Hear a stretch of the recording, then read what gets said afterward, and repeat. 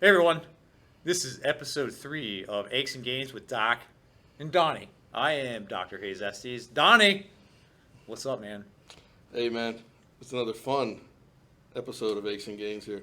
By the way, I want to give a shout out.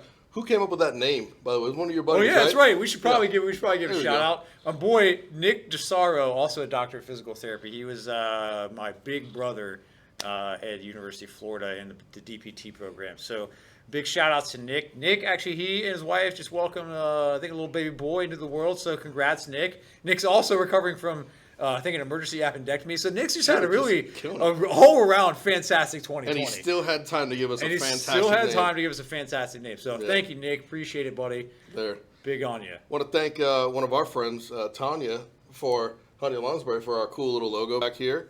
And then Michael Brown from Berg City Signs. He hooked us up with this banner with our cool logos on it behind us there. So we have some community help going on for the Ace and Gain show here. So it's brought to you by all of our friends who may or may not have been forced into helping us out. So, Dude, don't tell people that because then they're going to think you're serious. why would anybody take me serious? That beats me because I don't take you seriously. Don't take me seriously. Okay. Yeah. Look at me. Yeah. Donnie, what's that hat you're wearing? Oh, the Blue Jays. Yeah, absolutely. Huge baseball fan here. Now I gotta say here, I'm a Rays fan, Tampa Bay, whatever. Also a Blue Jays fan because my girlfriend, she lovely girlfriend. She works for the Blue Jays, so I've become a Blue Jays fan simply because they pay half my family salary. So. Fair enough. It's a better reason than just being a fan of a location. So Fair enough. What's your favorite part about the Dunedin Blue Jays? The Dunedin Blues. I love baseball at a core level. So when I get a chance to go to a local stadium and watch 18, 19, 20-year-old players that have not been institutionalized by the millionaire system just yet, and they still enjoy playing the game of baseball, it's fun to watch that, and you get to see it on an up close and personal level. And it's like $7-8 to get in. I mean, so watching that aspect of baseball, I enjoy also going to the Clearwater or the Threshers and other teams as well, just because I'm a baseball fan. Mm-hmm. So yeah. You mean, I'm also a baseball fan, and grew up in the South, and I just didn't want to be a Braves fan, and I decided to root for teams that win. And so I decided to become a San Francisco Giants fan. Also helped that my oldest brother, around the time when I became a true fan, he moved out to San Francisco. So that, and then Barry Bonds, pre-HGH, so allegedly pre-HGH Barry Bonds, when the dude was already the MVP of the league, 1993, the man came in. You know, he's the reason there's a 400 club. So That's right. That's why I really started to root for the Giants, and finally paid off. You know, last decade, not too shabby. Yeah, not too shabby. Mr. Buster Posey helped out there. Yeah. Buster Posey, Yep. man, I love Yep. Buster. If I could, I know we're not allowed to touch each other legally, Donnie, but. Was that because of my? Oh, never mind. We're not going to talk about that. Yeah, Okay, yeah. speaking of which, you are violating the restraining order right now. Well, So, you're not a child. Well, Just Mike- kidding. Hey. Just kidding. Let's not go that far because we're having some fun here. Yeah. Just kidding. There's no Megan's Law here. All right, just kidding.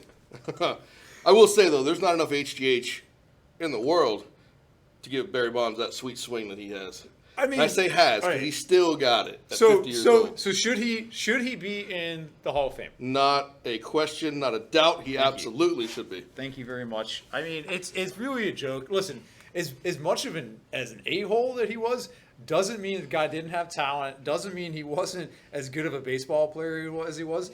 Just like A-Rod, as much of a complete tool that guy is, doesn't mean he should absolutely be in the Hall of Fame. And he will be eventually. There are eras of baseball. This was the steroids era. You know, we have an era where they had the dead ball era, so That's stats right. were down then. We had an era where, unfortunately, black people weren't even in the game. Yep, but there's still players that are in the Hall of Fame from that era. Yeah. Absolutely. The Hall of Fame should not take their like or dislike of the player or anything like that stuff. They should take the facts. And the fact is Barry Bonds was the best power hitter in recent memory of baseball. Yeah. Just like Roger Clemens was one of the best top 3 pitchers in the era. I can't put him above Nolan Ryan, but he should also be in the Hall of Fame. Simple as that. We could go on a whole tangent on that about how the writers of the Baseball Hall of Fame are completely biased towards the alleged stuff like that, and some of it's not even proven. It's all allegations that they're just going on. And eventually, I will tell you this, eventually, before you and I leave this earth, those guys will be in the Hall of Fame, because when guys our age get to the voting powers, they're going to understand. Agreed. So. And this segment was brought to you by Balco. Donnie. Yes. Throwback. With that said, Donnie, how often, when you're training your clients, how often do you tell them to tighten their core? Oh, yeah. I can't think of a sarcastic analogy to give you, but the answer is never. What? Never? You don't tell your clients to tighten their core? No. Then what are you doing? Oh, man, because I'm such a bad trainer. Yeah. What I do is I tell them to fend for themselves and figure it out. Now Nope. pay me. What's your Venmo? Yeah, what's my Venmo? Cash App, baby. Come on, man. This is 2020. No, Venmo. Wait, are you serious? That's 2018. I understand that. I am an old fart, but Venmo's seriously going out of style. No. No? But Okay. Cash App's in there, and that's what all the the young kids do these days. Okay. Whippersnappers. I'm lost. I don't even know where we're going with this. Well, I think we're we're going to talking- go back to the core thing. We're talking about one of your pet peeves, and we're going to do a whole episode on a pet Oh, peeve. yes. About the words or the phrase "tighten your core." So, why does that anger you so much? Because it means nothing. It means nothing. So- if I so tell are you, you- if I tell you to flex your arm, what am I telling you to do? Am I telling you to flex your tricep, bicep, go up like this? What are we brachial? What are we doing? What are you telling me to do? I need some instruction. Instruction. Someone turn him down. Put the right. mic down there. Yeah, No, so- you need to whatever exercise you're doing, you need to brace the muscle group that's going to allow you to accomplish that exercise at the most successful rate possible. So if you're doing a squat, when you say tighten your core, does that mean do a side bend? Probably not, unless you're doing a Steinborn squat. Steinborn squat. There you go for are you my old school favorites. people. Those are my Yeah. Go check out my Instagram. You'll see what I'm talking Yeah, about. go check out a Steinborn Yeah. squat. Yeah. So- Martins so- Lises is the man. Anyways, we're going to go back to this. Continue. You're on your rant. Yeah, around my ranch. Yeah, you know what grinds my gears? Family Guy quote there. No, really, you got to understand about. It ruins it when you tell people where it's. Oh, I'm sorry. Is that what old people do? Yeah, it's what old people do. Oh, yeah. sorry, kids. Sorry, your core. Right, we'll get to this. I promise. You want to brace.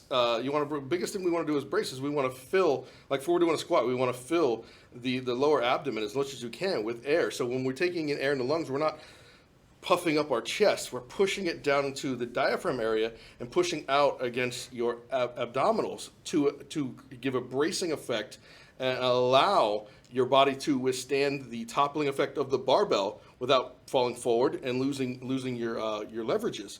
So that's what you need to tell them to do. You need to fill your air and then brace your abs. Push out against your abs. If you have a belt, push out against the belt. If not, that's what you need to explain to your athletes or to your people who are paying you how to successfully accomplish the task you're trying to do, and not just say tighten your core and they get mad when they don't. Okay. Well, I'm going to let him cool down for a second. So I put on my Dr. Google hat in addition to my Dr. Physical Therapy hat. And so when we talk about the core, I'm going to take a deep breath because here we go. It's going to be the transverse abdominis, the internal and external obliques, the rectus abdominis, the multifidus, the erector spine, the quadratus, the lumborum, hip flexors, hip extensors, hip adductors, diaphragm, pelvic floor. That's out. Wait, what? What? Woo! Man, I'm sorry. Look. Were you talking? I don't know. Did I win the debate? So the point is, I just rambled off about 15 different muscles that are part of the core. So anytime that you do a functional lift, you have to use your core. So with that said, do you still prescribe core exercises for people? Well, I mean, yes, but they're not called core exercises. They're individual bracing techniques that you use for a lift. So if we're going to use if we're going to focus on a certain lift, I'm going to break down some of the muscle groups that you told me in there that are prevalent in bracing for that lift. Yeah. And we're going to train them individually afterwards as secondary exercises. Exactly. Look, so again, we're going to come back to this time and time again. We're going to talk about form. We're going to talk about function. We're going to talk about when is it important to use things like isolation. And so for our purposes, the core, you can strengthen these muscles in isolation. And sometimes it's needed. Sometimes you have a muscle that is so weak that we need to just kind of find a way to, quote unquote, turn it on. I know that phrase has got a little controversy in the physical therapy activation. world. The activation. What does that even mean? Well, it's essentially what we're talking about is kind of like the mind-muscle connection. Yes. That is something that's out there. That's there is evidence behind that, where we have a neuromuscular connection. I have a connection from my brain to the muscle that I'm trying to contract. So we do, in some instances, need to do isolation exercises. But if we're talking about function, we're talking about more the sense of core stability. So core stability, that is basically the sense of the position of your lumbar spine and being able to hold that same position as you do a movement or a lift. And so it's core stability is going to occur in things like, I know this is going to surprise you, heavy compound lifts. Whoa. like the deadlift and the squat and the bench press. Oh my goodness. I've got to go reevaluate everything I've ever. I know. You probably should just get rid of all the equipment that you have here Probably. in the gym. We're just going to do a bunch of isolation machines. Just do some isolation machines. Yeah. Make sure you get the back extension machine. Absolutely. Yeah. So when you talk about bracing, tell me. So let's break it down by lift. Mm-hmm. So what do you instruct your clients to do when you tell them to tighten their core? Sorry, when you tell them to brace when they're doing a squat. What are your favorite cues? All right, so I'm going to go unbelted. We're just going to start there. Trust me. Great segue, Donnie. Yeah, I like that. We'll get to the belt in a little bit, but yes. we're not wearing a belt. What are your cues? What are your favorite go-tos for that? So like any good coach, you got to have a plethora of cues that you use, because one person could understand this and the other person won't. So you got to say the same thing 43 times until they, oh yeah, I understand it now, and then after that they can do it. So let's say we're going to go. I liken it to some people like fishing, like a bobber effect. All right, so you want to keep your abdomen as full so that way it doesn't compress when you have, especially under a load. Whenever you have a barbell on your back, the spine and the erectors and everything holding on, that's fine. They can do nothing if the front of your abdomen is not rigid and able to withstand the load that's wanting to crush you forward, especially as you descend into a squat, where you have to pitch forward in order to perform a squat in general. So you have to have the front of the abdomen there. So you have to brace. You have to take your abs. You have to push out on your abs, not suck them in like you're doing a crunch. Push out and brace. So push out and pull in almost. And that sounds really bad, but you want to push the stomach and the air out and then embrace the abs. So at that point, it's almost like bracing for a punch. That's what I said. If you're going to brace for a punch, there you go. So that's kind of what I explain to them. And if they don't understand that, I got my next, how I go about it and stuff. Yeah. Yeah. My grandfather, God rest his soul, until the day he passed, well, not necessarily because I was a lot larger, but when I was a kid, whenever I see him, the first thing he would say to me is, hit me. Granted, the man had a huge pot belly, but whenever I went in for that punch, it was hard as a rock because the man knew how to brace. He knew how to brace his core appropriately, could stabilize his spine to handle a punch, albeit from an 8-year-old, but he could handle a punch. So I like the analogy that I like is the full can of soda versus the empty can of soda. Right? So you can, yes, you're right. You kind of breathe out, expand yourself. That full can of soda, you put it, if you go on the old YouTubes, you have a full can of soda, even at 320 pounds, could stand on a full can of soda. It is not going to break. But the moment you pop that thing open, done. 320 pounds is gone. Is done in an instant because you have not braced and you have not held that stability, compression. So one technique that is used is the Valsalva technique. So I'm very well familiar with that. So talk to me. Let's talk about the Valsalva technique. Is it good? Is it bad? Is it dangerous? Am I going to pass out? Well, it depends on if you're. Wait, hold on. While you do this, I'm going to hold my breath. Yeah, you do that. So yes, it is very. No, I'm gonna make this long. I'm gonna see if he passes out. This is very useful in lifting. Oh, he's gone. Bro, David There we Blaine, go. David Blaine, how do you do it? I don't know, man. Okay. He must have some camera magic or something. But no, it's absolutely very useful. I actually, I used to pass out from an excess of the Valsalva maneuver. I've since figured out a way to circumvent that. But yes, it's almost in order to max out. If you're doing a powerlifting or a single rep for as much as you can, you have to embrace the Valsalva maneuver. Absolutely. Agreed. So yes, it's you do need to be careful. Yes. Ideally, you don't want to hold your breath, pass out when you have maybe your body weight on top of you. Probably not the best idea. If it is, then my website is ptandsportstherapy.com. You don't need a medical doctor referral to come see us. With that said, yeah, plug. So yes, Valsalva technique. It is a method that you can use to brace. It can be done. Probably want to do it, only in those rare circumstances. You mentioned belts. So when do you use a belt? If we're going to go on a macro level, if we're going to talk about this, because I can't break it down Let's start anymore. macro. I recommend anything above 80% of a lift is when we start putting on a belt. That's really where I start. Yeah. So yes, agreed. There's the evidence out there. What it shows is that if you're going to for performance, i.e., working at or near your 1 rep max. All right, let's put on a belt. That's okay. It's not the end of the world. You are doing something that your body probably hasn't really tolerated. You've either never done it before or you have rarely done it. So you don't have that time, practice, that experience with that weight. Here's when we don't want to use a belt. The belt should not be used. If you're having pain, it should not be used as a pain relief mechanism. It's not Advil. It's not Advil. All you're doing at that point is just reinforcing to your body that I need this belt to lift, and that if I lift without the belt, it's going to be painful. You're reinforcing to your body that squatting without a belt, whether it's the bar, whether you're picking up your grandkids, whether you're trying to do a 4x8 set and rep scheme, your body goes, no, this is going to hurt. I need that belt. So again, it should not be used if you're having pain. It's not a crutch. It's No, an additional exactly. tool to help you accomplish something that you may not have been able to accomplish without it. Yes. But do not.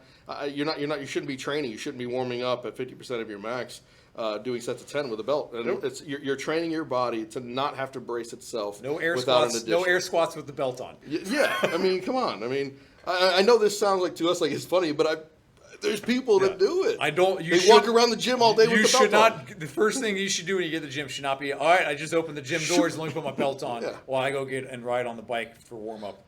No, just don't. Just work your way up to as close to that 1 rep max, depending on what you're doing that day, and then you can put the belt on closer to those weights at that level. I concur. It's not a back brace, people. Yeah, not a back brace. Use your natural belt. Use that trunk stability we talked about.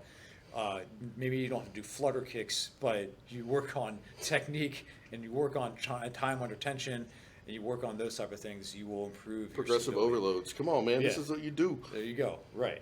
Donnie, we had we have a pet peeve today or bro science? Pet peeve. Pet peeve. Yeah, pet peeve. Pet peeve. I don't know. Pet peeve today. Listen, I've been drinking my 220 grams of protein in my protein That's what it shake. is. 220 Excuse you. per body weight. Yeah. So what? Remind me, what was our pet peeve? Or do we need to ask Ashley over there behind? Let's ask our producer. Yeah. You remember what it was? Smith machines. Smith machines. That's what it's. That's why she makes the big bucks. We should probably write this stuff down. We should probably. You have a freaking computer right there. These are my notes. Smith Man. machines. Donnie. When's the last time you used it? Do you have a Smith machine? I in your gym? don't. What? I don't have a Smith machine. Donnie, here. but how am I going to get that beautiful glute pump? Donnie, Well, what's the reason? I mean- Why don't you like Smith machines, Donnie? Let's go with the main reasons. I don't really have enough time to go through exactly why Right. I dislike a Smith machine, but it does what we just talked about. There is what we call core stability. If we're going to call that trunk tightness, keeping your body with the ability to do the lifts and keeping the right leverages without the additional need for anything to support it. A Smith machine takes away almost every bit of that. It's like, no. We don't worry about stabilization. You might as well be doing a damn leg press at that point. In fact, I think a leg press provides more stabilization than a Smith machine. Yeah. Don't quote me. Yeah, but Donnie, when I'm on a leg press, I can't just show my hoo-ha to the world and put it on Instagram when I'm doing the Smith machine presses up in the air. Oh yeah, those are great. Yeah, absolutely. Yeah. The You know how much stabilization those require, especially when I'm wearing my my Nike Air Pegasuses with like the foam cushions, Yeah. and I'm making sure I'm just hoping and praying that Smith machine bar doesn't just slap me in the butt. Well, my question is, where do you place the camera at that point? Oh well, obviously you put it down low so you get the thirsty angle. thirsty angle. That's what the kids say Yep. these days. This what do should we tell people what we rate this thing? Is this rated PG-13? I like the MA. MA? We'll go with MA. NC-17. Yeah, the we next go. one. Ooh, we get in there. So Smith machines, yeah. I mean, here's the thing. So if I squat, there's going to be a little variance. There's going to be a little gray area. I'm not going to have a perfect posture every single time I squat. It's not the end of the world, okay? But the problem with Smith is the whole point of that is I have to stabilize against it. Yeah. Weird, I know. So the Smith machine takes that out of the equation. You don't have to stabilize with the Smith machine. That's the problem. It keeps you in one plane of motion, and it doesn't really have any functional benefit. Now, if I want to go and just do some like stupid bent over rows and just get a massive Shrugs. lat pumps, do my shrugs, I got a competition coming up. No problem. Definitely all natural competition coming up. What? No Stop. caffeine. What? No. You know what we're talking about. We're talking about beet juice. So then, yeah, okay, I'll do the Smith machine. But I agree. There are a few select exercises that I will do on a Smith machine. Shrugs, bottom position, overhead presses where I'm trying to burn out my front delts, those type of things. But you will not see me talking about a PR I hit on the Smith machine. No, because okay. those are the same guys that can put 1,000 pounds on a leg press. You put 315 on a squat bar, they crumple. Straight to the ground. ER, gone. They're done. So I'm sorry, Mr. Smith, but your machine sucks. Yeah. His name was really Mr. Smith. Yeah, I know. I know the whole story. I looked it up. It's unfortunate. Don't look Okay, it. rest in peace. Any final thoughts? No, this has been a great episode. It's very informative. As much as we make jest, this is all good stuff. If you are lifting in a capacity where you're trying to increase your muscle mass or your athletic ability, you have to do it on a fully encompassed procedure. You can't do, well, I'm going to get rid of this part of it. You're not going to be the best you can be. So you have to squat. It sucks sometimes. Squatting's not the fun. Deadlift, I mean, I love deadlifting. But some days I walk in here, I'm like, I do not want to deadlift. But somehow, some way I figured out a way to do it. You have to do it. You can try to get around it by doing other things, but you're not going to become the athlete or lifter or just the overall general physical fitness person that you want to be. Agreed. So I am off to go do some sit-ups. Sorry, man. Just kidding. Just make sure you're tightening your core the entire time. I'm going to tighten my core. I'm tightening my core right now. I've been doing I can see Kegels. it. I've been doing Kegels the entire episode. And that's why your wife loves you. Yes, thank you very much. On that note, Donnie, where can people find you on the social media? Donnie Kiernan. Wait, I did it wrong. Facebook.com/Donnie Kiernan. Instagram.com/Donnie Kiernan. Wait. How about you, Dr. Hayes? Do you not own the Strength and Performance Institute? You I moron? do. You're right. I do own that right there. Strength and Performance Institute. Check it out on Facebook. You're not going to slash? You're not slashing. Are you done? Are you done? I'm Okay. out. I'm no more. All right, so you can find me and my business on the Facebook, Premier Physical Therapy and Sports Performance, Clearwater, Florida. Instagram, we are at Run Tampa Bay. It's a thing. Like this video, subscribe to the YouTube channel, and we'll see you next time. Peace. Number 4 coming up. Me. All